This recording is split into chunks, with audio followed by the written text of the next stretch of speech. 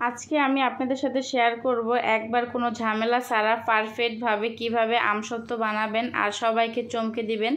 তো সেই রেসিপিটাই কিন্তু আপনাদের সাথে শেয়ার করব। তো আমি যেভাবে বানাই সেই রেসিপিটা আপনাদের সাথে এখন শেয়ার করতেছি। হ্যালো এভরিওয়ান, আসসালামু আলাইকুম।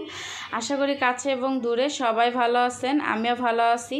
তো আজকে অনেক দিন ধরে যদিও আপনাদের সাথে ভিডিও শেয়ার করতে পারি না, তো আজকে আপনাদের সাথে শেয়ার করব আমি যেভাবে একবারে পারফেক্ট ঝটপট কোনো ঝামেলা ছাড়া যেভাবে তেল বা অনেক মশলার যে প্রয়োজন হয় আমসত্ত্বতে সেটাও কিন্তু না, তো ওইভাবে আমি যেভাবে বানাই কোনো ঝামেলা ছাড়া কম মশলাতে, তো সেইটাই আপনাদের সাথে শেয়ার করব বা তুলে ধরার চেষ্টা করতেছি। হ্যালো এভরিওয়ান, আসসালামু আলাইকুম। আশা করি কাছে এবং দূরে সবাই ভালো আছেন, আমিও ভালো আছি। তো পারফেক্ট আমসত্ত্ব রেসিপিটা আপনাদের সাথে শেয়ার করব।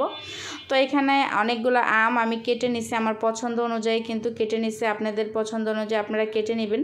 তো এখানে কোনো পানি ছাড়া কিন্তু আমটা আমি অল্প আঁচে ঢেকে ঢেকে সিদ্ধ করে নিছি। আর ওই যে একটা ছাঁকনি দেখতে পেলেন, তো আমটা যখন একটু আঠা আঠা টাইপের পুরাপুরি সিদ্ধ হয়ে গেছে তখন আমি ওই ছাঁকনিটা দিয়ে কিন্তু আমের যত আছে পিউরি সব কিন্তু আমি একবারে বের করে নিছি। আর যে একটু যে ইটা থাকে আমের ভিতরে যে আঁশটা ওইটা কিন্তু ফেলে দিছি।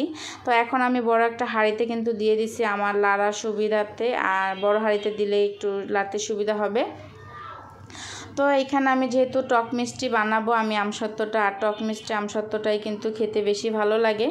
তো আমি এখানে আমার পরিমাণ অনুযায়ী আম যতটুকু সেই অনুযায়ী আমি এখানে চিনি আর হচ্ছে গিয়ে বিট লবণ দিয়ে দিছি। তো অনেকক্ষণ নাড়াচাড়ার পরে এই যে আমের ইটা যখন থিকনেসটা এরকম আসবে, তো এটা নামানোর আগে আমি এখানে মরিচ, পাঁচফোড়ন আর হচ্ছে গিয়ে টেস্টিং সল্ট এটা দিয়ে কিন্তু আমটা এই যে এখন যখন দেখতে পাচ্ছেন যেরকম আঠা আঠা টাইপের যখন হবে, তো তখন আমি কিন্তু আমটা এই যে এখানে একটা শ্রেণীতে একটু তেল মেখে আর কি বা ব্রাশ করে আপনারা করবেন, আমটা দিয়ে দিবেন। আমি দুইটা দিয়ে দিছি। তো ফিরে আসছি কিন্তু 2 দিন পরে। তো দুই দিন পরে কিন্তু আপনাদের সাথে শেয়ার করতেছি। তো এটা কিন্তু অত রৌদ্র দিতে হয় না, আপনারা চাইলে ফ্যানের নিচে দিয়েও শুকাতে পারবেন কিংবা চুলার নিচে দিয়েও কিন্তু শুকানো যায়। তো 2 দিন পরে কিন্তু আপনাদের কেটে আমি আমটা দেখাইতেছি। তো মাশাআল্লাহ পারফেক্ট কিন্তু হয়েছে, আর আমার আমসত্ত্বটা কিন্তু অনেক ভালো মোটাই হয়েছে। তো অনেক মজা ছিল কিন্তু। তো আপনারা চাইলে কিন্তু এভাবে ট্রাই করতে পারবেন, একবারে ঝামেলা মুক্ত, অল্প সময় কিন্তু এই আমসত্ত্বটা হয়ে যায় অল্প মশলায়।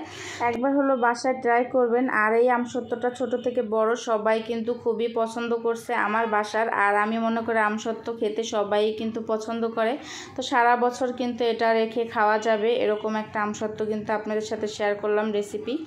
তো আজকের রেসিপিটা যাদের যাদের ভালো লেগে থাকছে অবশ্যই কিন্তু আপনারা রেসিপিটা শেয়ার করে দিবেন, আর ভালো লেগে থাকলে অবশ্যই কিন্তু লাইক কমেন্ট করবেন। আর যারা ফলো দেন নাই আমার ফেসবুক থেকে দেখবেন অবশ্যই কিন্তু ফলো দিয়ে দিবেন। আর ইউটিউব থেকে যারা নতুন দেখতেছেন, যারা এখনও সাবস্ক্রাইব করে নাই তারা অবশ্যই কিন্তু সাবস্ক্রাইব করবেন, পাশে থাকা বেল বাটনটি ক্লিক করে দিবেন।